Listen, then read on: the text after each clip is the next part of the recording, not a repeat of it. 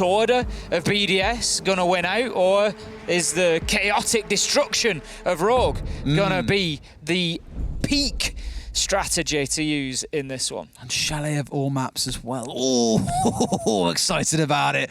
Because I think back to Rogue playing on this map, say against G2 previously. Very exciting game that I thought Rogue should have walked away. The winners in that was back in last stage. 2 rounds.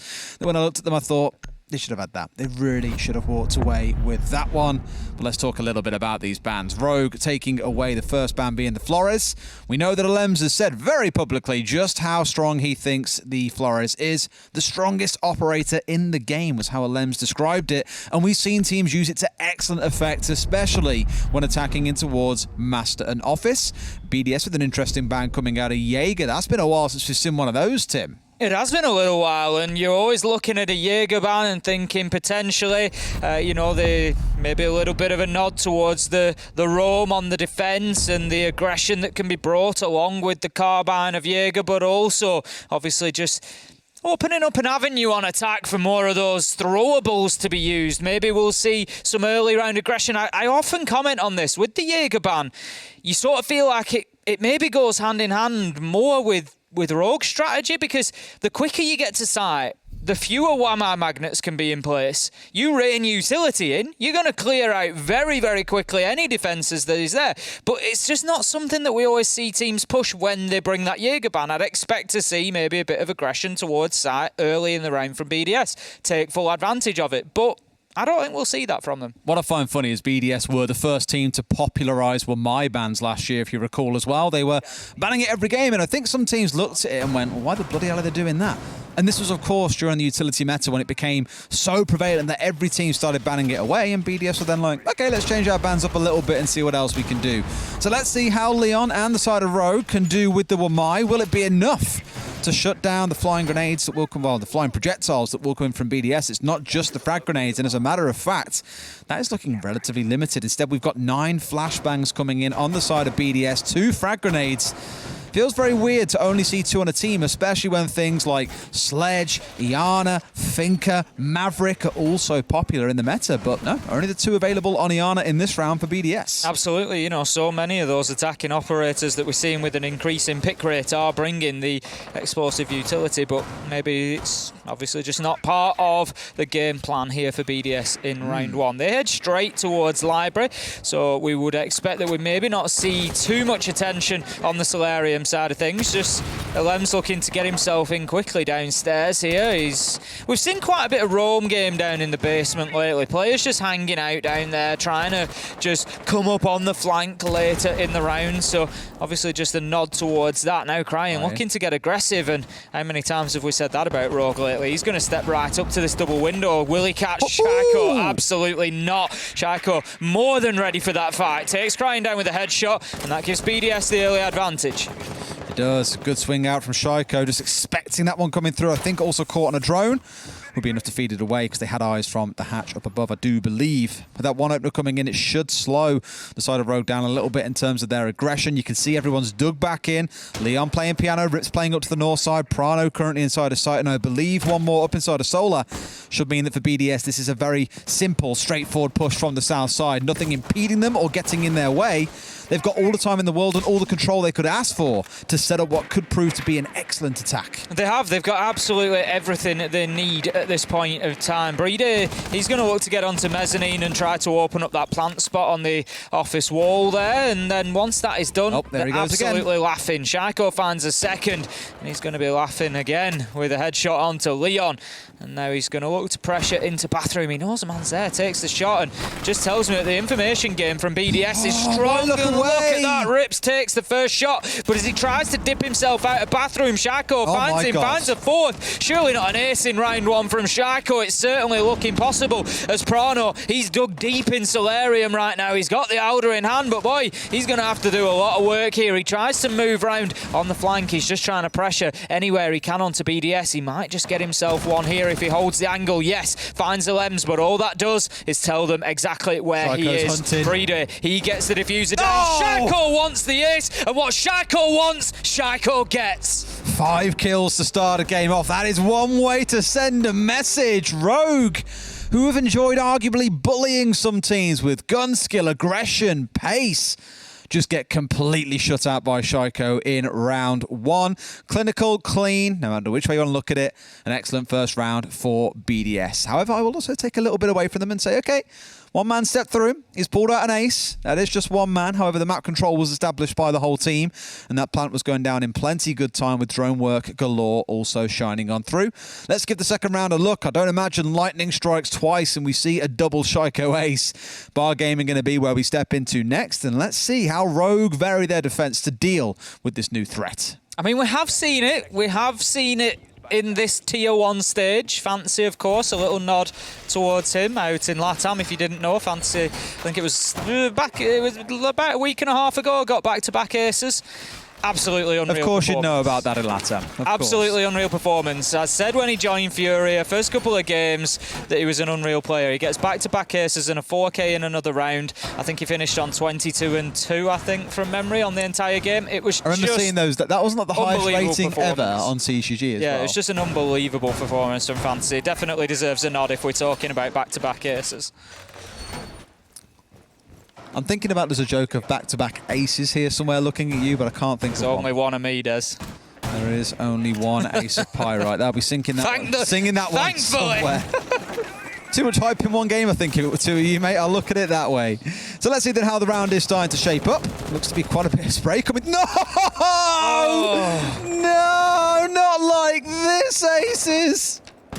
Rafal going to shut down the what has been one of the apex killers on the side of Rogue in the last few weeks. Ace is taken out with what can only be described as a blind spray through a barricade, Des. I mean, there may have been a drone there to say Aces is in or around trophy, but he couldn't really actively see the man. It's what makes you so nervous, especially on maps like this as well, when teams are still setting up into the round. There's like the mound that you're coming up to on the east side of the map, run up and within 5 seconds you can spray straight through onto the balcony double window. Like, there's spots like that as well, where basically from spawn you can get a spray off, and if you're not careful as the defenders, you will get bitten by it.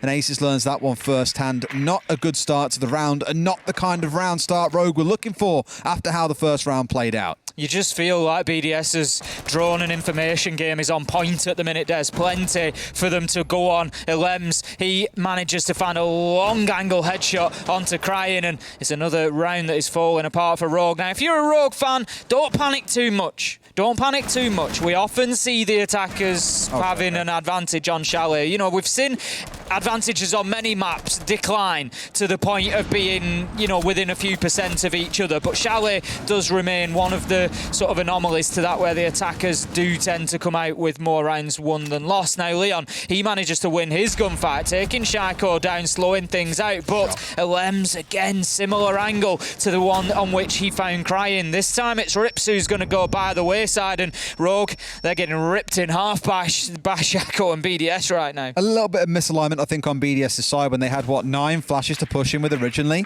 And Shaiko was throwing both of his frag grenades into waiting were my magnet. So, small mistake that came back to bite them. However, they've still found the kills they were looking for. Prano bites back, gets the shutdown on a Lems who's been a terror looking on that library hallway window so far.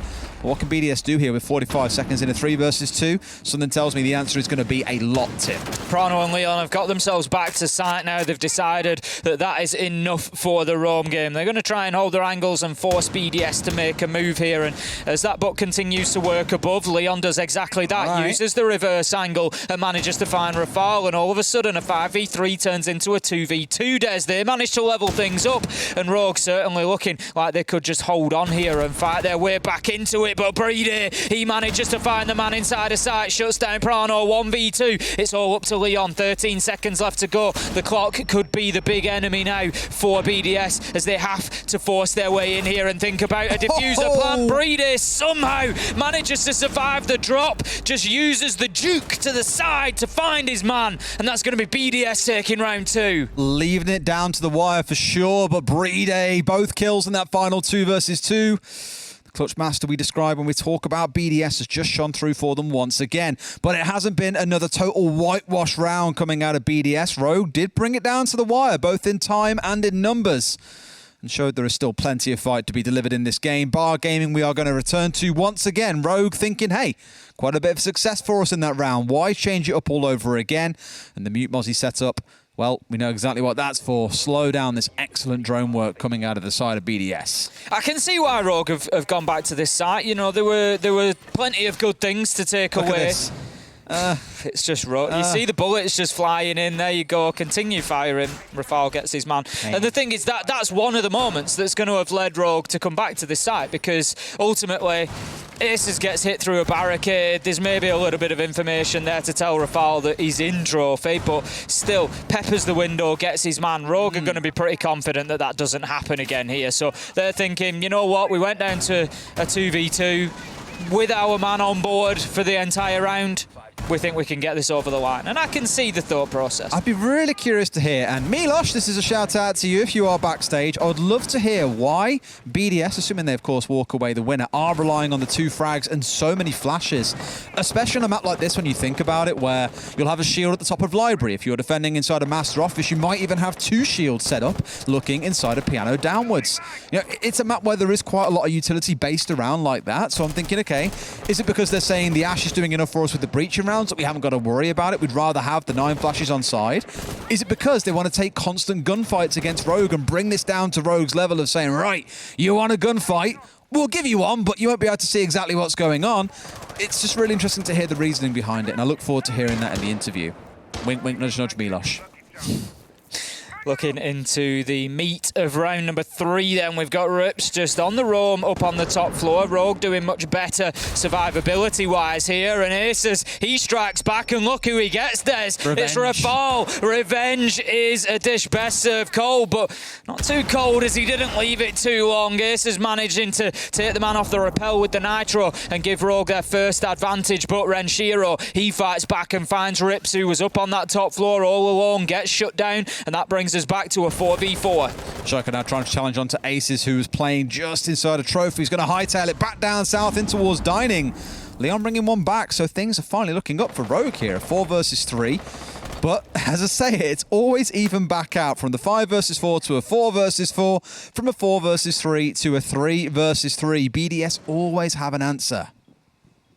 This time it was Renshiro once again, the second trade that he's got for his team, and such an important statistic, getting those trades, being in a position to be able to impact on the deaths of your teammates, or be able in this case to pick up somebody else, to be able to just keep that man count level and be able to keep your team in it and fighting. Now then, Shaiko trying to get something going out of Dining, looking to find himself something to chew down on if he can, and you know he doesn't need much of an opportunity. Aces has got himself back to site.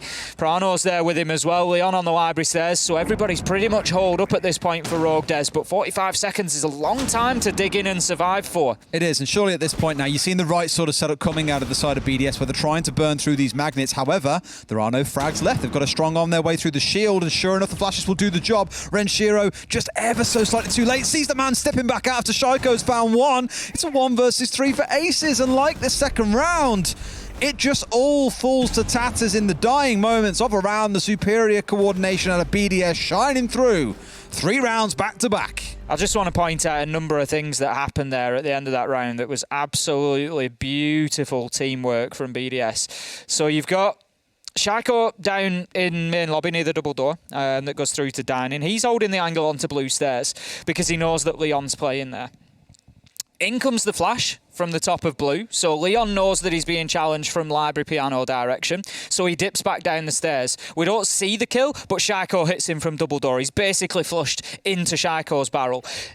In doing that, Renshiro gets onto the library stairs. He catches a glimpse of the frost going across the door, snaps ADS back onto it, and just waits for Prano to come back, who has absolutely no idea that there's a man on library stairs at that point. And it was just wonderful. It was just like watching chess be played out, just how they pushed one piece into the line of another. Wonderful from BDS. So one thing I've always said about BDS normally is you need to get up in their face early and be disruptive, because if you leave them alive with 5 at the end of a round and let them execute, there is a very, very low chance you are going to walk away the winner. They are excellent when it comes to timing and crossfires. The drone workers who've seen this game already, brilliant as well. They just make it so hard to respond to, but even when there are 3 alive, they're still pulling off these very cute little attacks like that leave Rogue completely rattled, frankly, and really unable to comprehend what is going on. overstayed their welcome on Library Stairs and paid the price. Round 4 we step into and we get the full cycle back now. Now, Rogue have had the full choice of sites no matter where we've played so far. Bar Gaming they've played on twice. We saw the upstairs and things have just not really gone the way they planned. So here at least it's going to be the kitchen dining defense instead, stepping away from Bar and Gaming for now.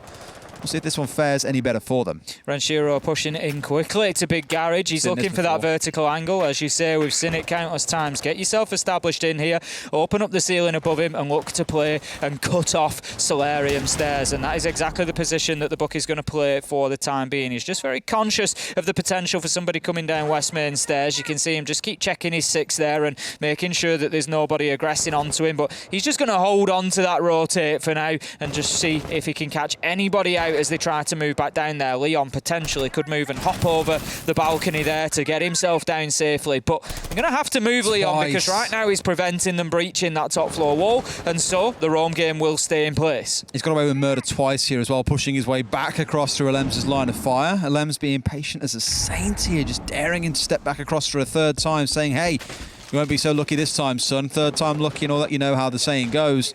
But he's been very, very still, not feeling the need to peek on towards piano window, for example.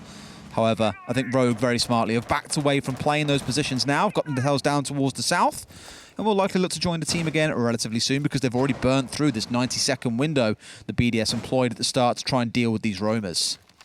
This is still active up on the top floor in and around mezzanine, and right now BDS haven't really had an answer to this, but the same angle that we've seen Ilems pick up 2 kills from so far today is the one that he's going to switch on to. But Aces doesn't need to do anything here, Des. He doesn't need to aggress forward unless he's forced to do so. So if Ilems wants to hold an angle, it's going to take somebody else from BDS to push him forward. Aces does take a step out, but quickly takes one back in, and you can see he just wants the kill. He wants to try and open this round up, but the smart play here is just keep yourself in cover because BDS have got to be very aware of Aces, and in the final 20 seconds when the focus has to become about getting that diffuser down, that's when Aces could really spring this flank. 2 dropping down into basement as well. Leon dropped away quite a bit earlier on, but now rejoined by Rips. The pair of them coming back up towards West Main and trying to force their way forward. Renshiro has found his way in from the north side, so there is some game being made by BDS, and here comes the plant now. A 4 versus 4 temporarily whilst Playday is holding down F, but it's F for the win today.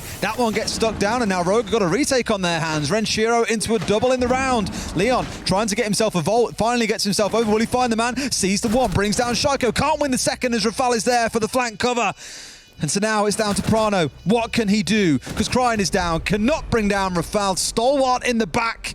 2 kills for him, 2 for Renshiro after a Playday plant. It's all going so very right for BDS right now. As I said, Aces, he needed to hold on the Library Stairs shield. All these little things that I feel they might get away with against some other less coordinated teams are just being shut down by the French side. And for BDS to not walk away with at least 5 rounds in this half would be criminal. Let's hope for Rogue at the very least that the timeout, has done at least something for them to find 1 round in this half to give themselves a good chance in the second. They certainly do need it, as you say. They don't want to be finding themselves 5-1, 6-0 behind against BDS. BDS are one of those teams, Des, when they get on top, they tend to stay there. Very, very good at keeping themselves out in front. And, you know, they're not bad at fighting from behind either, as Skavana found out last Playday. BDS, I've got a feeling, Des, they're going to go stage 3 unbeaten at this point. They're going to take that top spot with absolute style. We commented on it that they haven't actually taken the top spot in EUL as of yet. Stage 1, stage 2. It's not something that they've accomplished. Yep. And boy, they've been here to send a message in stage 3. Massively. And for those who didn't know, of course, they have now got a coach on board who's been with them from just before Mexico. Bios coming on side. Believe he used to coach Penta back in the day.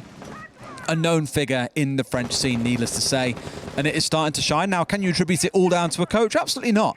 But it's also very unfair, I think, to not give any of the credit over to him and Eagle Mees, who are, of course, doing a lot of work behind the scenes. I'm pretty sure with this win, by the way, they cement themselves in first place. They're currently qualified for the major, but not guaranteed to finish first place. With this win, they would be cemented in first place. Shaiko once again knows exactly where Cryin is here. He's tried to challenge him with the nade, but it just took an unfortunate bomb wobble as it went through that drone hole and didn't quite make its way to its intended target, which has allowed Cryin to continue fighting. I'm not sure if he's a little bit worried about a drone potentially behind him, and there is one there that's just pinging out his position, but he can't find it on those shelves amongst the myriad bottles that we see located there. Renshiro, he's going to hold himself a long angle, and once again BDS doing the same thing here. Des looking outside in and just creating pressure on Rogue, cutting down rotations, cutting down angles, cutting down Leon Gids. Cutting down the entirety of the team. 8 kills across 5 rounds so far for the side of Rogue, and it's not looking any better.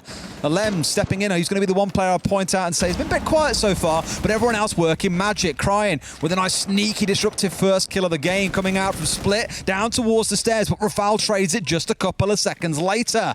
Rogue might feel like they're getting something in these rounds, but BDS, as I've said before, are always there to make sure they take something in return. Cryin just overstepping there, I think, a little, just completely unaware of the potential for the kill coming down from that hatch now that BDS had control of Library, and it was a free kill for Rafal. Going to be one of the easiest he probably picks up of the night. So the round continues. 1 minute 10 left to go. An age of time left for BDS here, and look how much control they've got. There's the 2 remaining Rogue players. They sat inside. They've no option. Shaiko's looking to get aggressive onto Prano here. He's going to lose his life. The nade comes in, but Prano manages to get away from it as well. So that brings us back to 2 versus 3. Somewhat unfortunate timing for Shaiko, but it is well timed from Prano. Nice aggression. I don't know what it is in French, but no doubt he'd be saying, why is he there?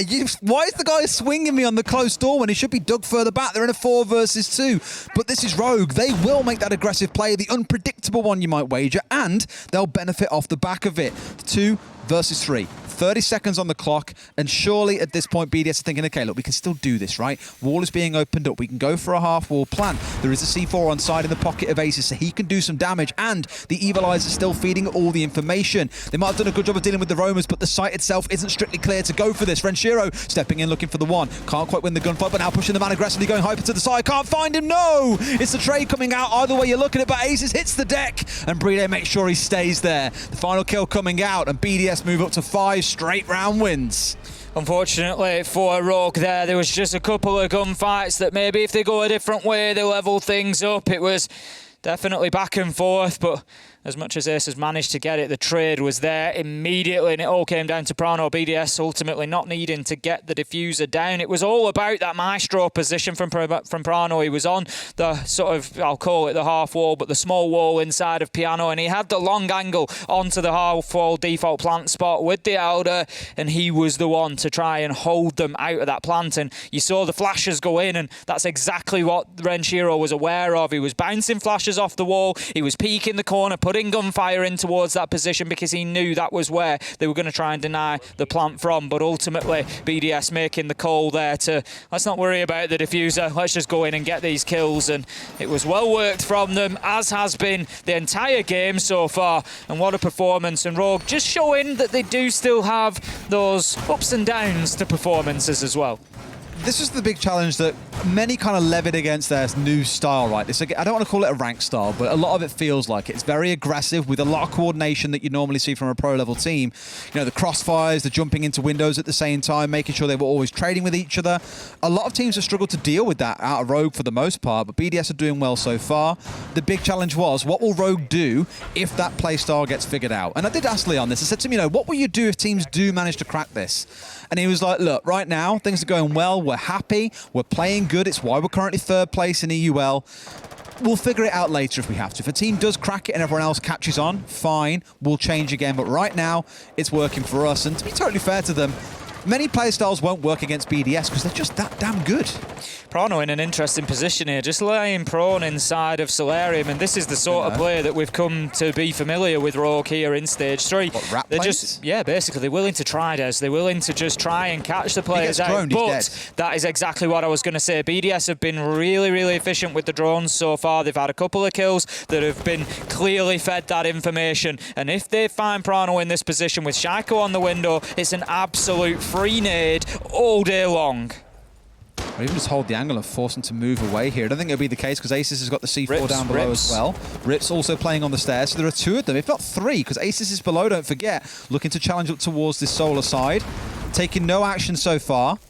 just being very passive and hoping that it pays off for them later. This drone coming through, if it sees anything, all you got to do is have a drone come out of bedroom potentially and they'll see his feet and he could be done for. I really thought Shaiko knew there. There might even be an angle onto him from the upside down rappel. If he sees the whiff of a leg, he's going to be absolutely all over it. But for the time being, Prano remains in position. He's just waiting for that rappel to come in. And right now, there's nothing that BDS can do about this Solarium side. But at the same time, Renshiro is able to start working on that office floor. He's just vibing out watching Squid Game while the rest of this goes on around him. Hasn't had to move a muscle so far. Aces with the starting kill coming out. The grenade started to rain in, and they're going to push through. That one bounced the wrong way. Does he spring up now? Yes, he does! And that's going to be a stinger to Shaiko again. Second round in a row in French. Why is he there will be the big question. Prano gets to hold out for a bit longer. Aces finding himself a second in the round. Finally, Rogue have found the answer, and it's to give your best imitation of a rat ace. It certainly looks like Rogue are going to get the first round on the board, and as I said, it's become something that is almost synonymous with this Rogue side in Stage 3,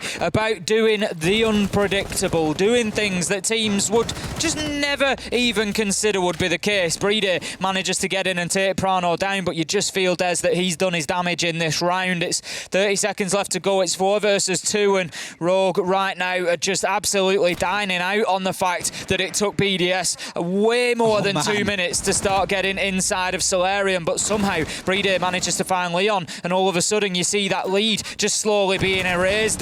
Can BDS do this? Breeday's found himself a third, but it all comes down to Rafal, who is shut down by crying. Aces onto Playday, and despite their best efforts in the round, Playday, Rafal, they can't get it done.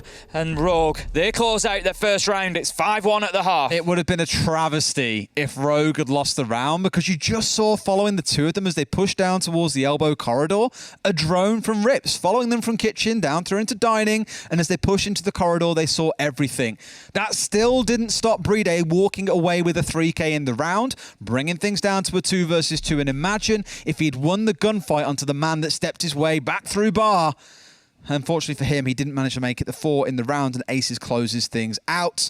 But very fortunately for Rogue, it doesn't mean they face every single round of their attacking half with match point blaring at them at the very start of it. At least 2 rounds for BDS to walk away the winner, but 1 at the very least will guarantee them overtime.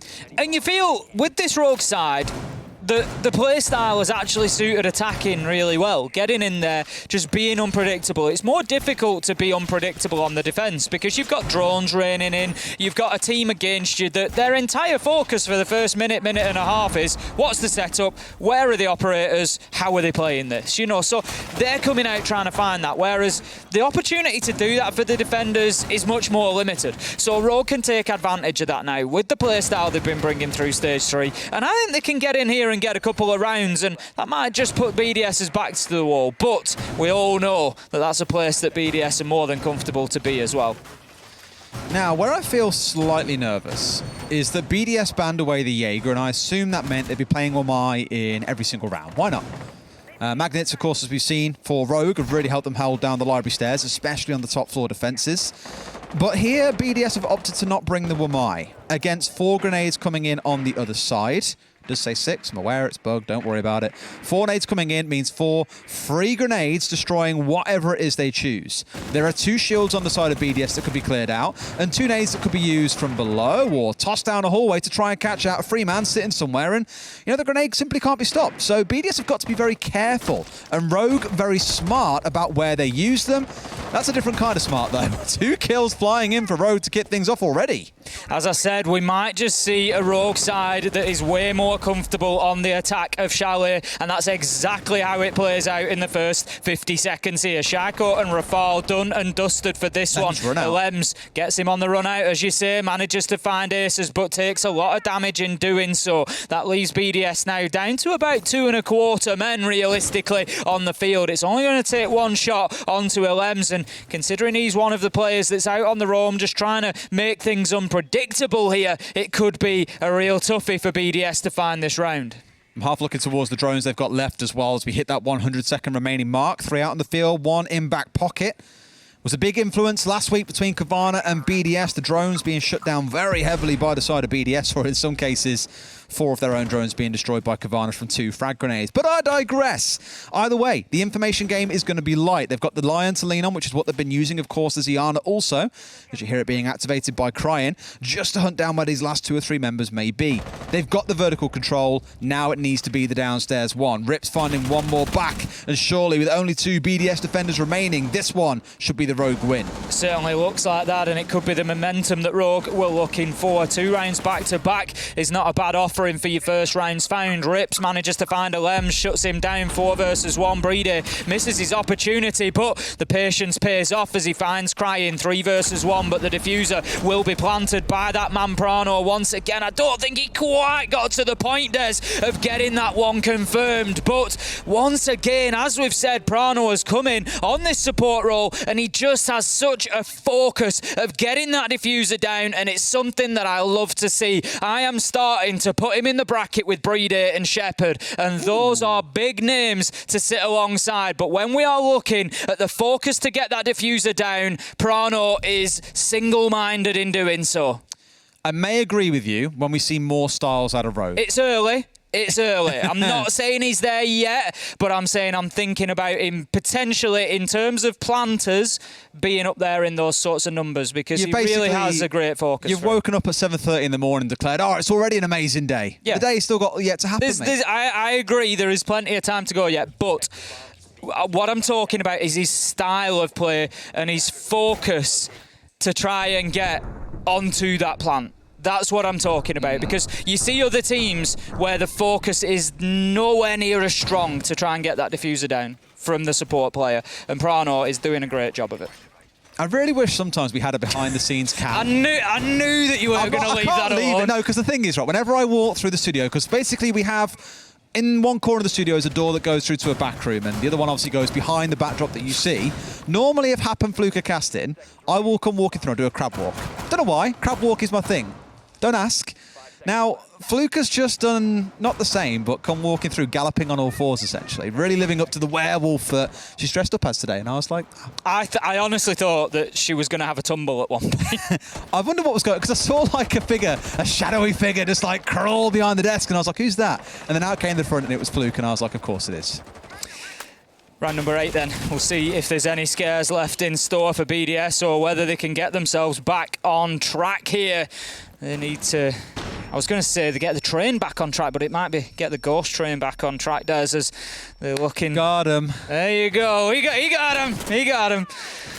Ranchero up inside the library, just trying to hold that down. They're attacking onto Bar and Gaming, so we know how important library is. Rogue want to get in there and they want to use the verticals. It's something that we saw BDS do quite well previously as well. For the time being, BDS, Ranchero and Sharko specifically have been able to hold on to that and keep Rogue at bay, but only 50 seconds in, they start to get moved. However, Sharko moves himself right into the path of Aces, gets himself the kill, but Rips is there for the immediate trade, and here goes Rogue again. Here goes Prano. Is he going to take his opportunity to get the diffuser down as 2 kills come in? He absolutely won't, because Ranchero finds him, and that now leaves us 1 versus 4. And as I said, there's that explosive, dynamic play style from Rogue.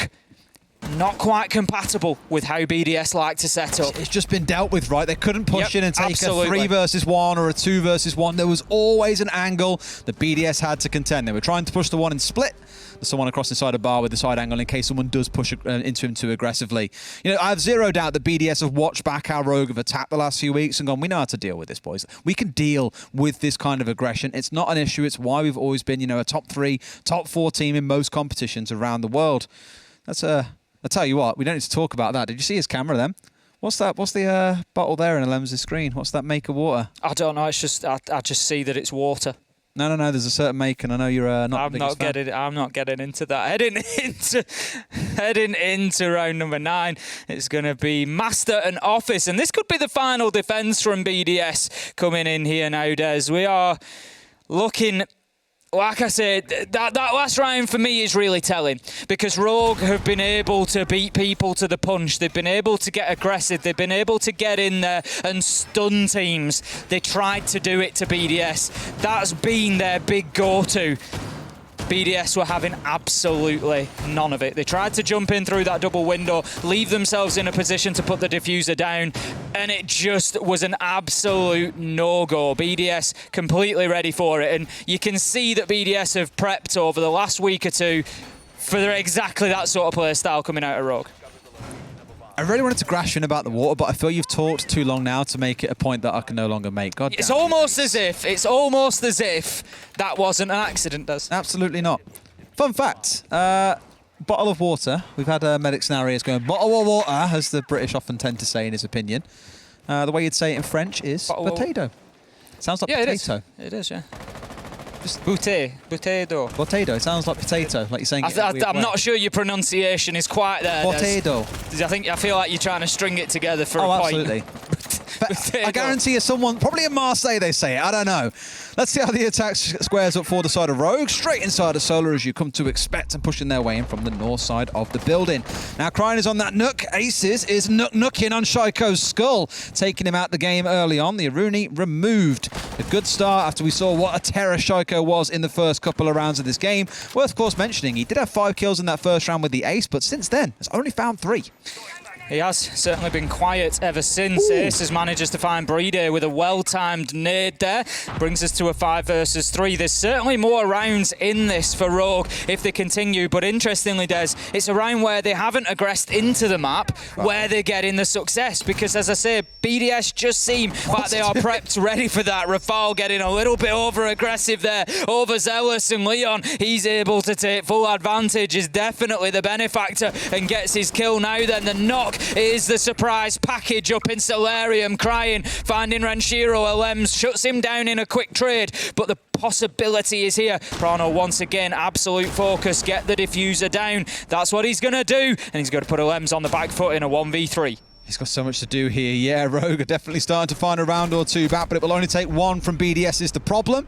Another pretty convincing attack, and just goes to show that sometimes even the most composed and structured teams in BDS can be shut down by this style of aggression. Good round coming out from Rogue. Still on the edge of things, but at least we're now into double-digit rounds. Ace. Round 10 coming up with the score being 6 and 3. As I said, I just feel like Rogue, and I don't want, it's not even as strong as this. I don't want to say took their foot off the gas, because they still got inside. They were still getting the diffuser down. There was a lot of time left, and they took their opportunity. I think the key is that they picked their moment better. The round started much better for them when they were outside of the map, when they held those angles, when they allowed BDS to rotate around, got themselves a couple of kills, and were 5 versus 3 when they went in. I just feel like it was maybe a little bit over-ambitious in the bar gaming round, where they tried to rush in and get the diffuser down, and they rushed into a BDS that were waiting for it. If they can time those moments better, like they just did in that one, right, actually, we've landed a couple of blows here, we've mixed them up a bit, and they're not playing their game anymore. They've had to relocate, they've had to adapt because of those deaths. Now's the time to go. Then BDS don't react anywhere near as well to it. And here's the change that I was looking for as well, that Wamai stepping in more and more. So we're back in the first defensive round for BDS. We said, look, you're likely to play a shield or two on a lot of these sites. Surely you want to make sure you've got some protection for them. That's exactly what the Wamai should be doing here. 4 frags coming in on the side of Rogue once again. And given how Leon netted that second kill of the round and the last one with a grenade, I think it makes total sense to see Playday the one being to bring that along. I mean, normally you'd see him on things like the Chanka or the Smoke. He's not really the Wamai player for this team, but I think when everyone else has already got agreed set roles, he needs to be the one to take the flex here and play something a little bit different. Going to be heading up to the top floor once again. BDS, essential that they keep themselves alive here. That's where Rogue start finding problems and have to take those risks and play into BDS's game. They can't take those early deaths like they did last time around. You feel like Rips, he's just trying to bait out the run out from BDS there, but they're not going to go for it. But once again, Des, Crying, Leon, come in, get themselves the big entries, and watch for the aggression from Rogue now. This will be timed, and they will come in and try to push. They don't even need to, Des, as they find the final 2. It's a flawless round for Rogue. 6-4, game on. They are getting back into this. Oh dear, oh dear. I know a couple of rounds ago we were looking at it and saying, oh, it's 5-1. Surely they don't fight their way back in. But with the last couple of attacks, 3 left alive in round 9, all 5 left alive in round 10. They're heating into it. And like I keep on saying, BDS have only got to get this right once. It's not like they've got to do it 2 or 3 times here. Rogue have been on their last legs for several rounds. Yet still, they are doing it. They are pulling this off. And there has got to be some magic. Bar and Gaming, round number 11 we step into. The Maverick 6 picked in. Will that be the difference maker? Because if nothing else, that does mean there are 6 frag grenades on side now, Ace, to contend against. And as you say, no Jaeger with him being banned out, so it's all going to be down to the Wamite of Rafal to prevent those coming in. Arune, to a degree, the laser gates, of course, will prevent nades coming in unless they are cleared out before, so some other utility would have to be expended, whether that be a drone or an alternative throwable utility. I mean, or you can always just stick your arm through it, Des. It'll do the same job. You'll take a few hit points of damage along with it, of course, but one way or another at BDS, they're going to have to be aware that there could be death raining in around them from those explosives, and you wouldn't expect much of the utility to survive either. Absolutely not. I mean, the shields, again, are always the big one that I'm harking back to. Changing who is playing what. Alem's looking to get out on the roam and cause a bit of early damage, maybe. I don't blame him with how these rounds have been going, because Rogue have just been hitting them with, like, fire and passion. It's been lethal time after time, as we saw the prior round was the flawless. Shiko and BDS in general need to change something up, but you got Shiko playing up on the top floor, playing around mezzanine, I believe. So a little bit more spaced out on the side of BDS, not just sitting there waiting like lambs to the slaughter. But you just don't know what Rogue are going to do. They pull the trigger, they kill 3 of you, and suddenly the round's done.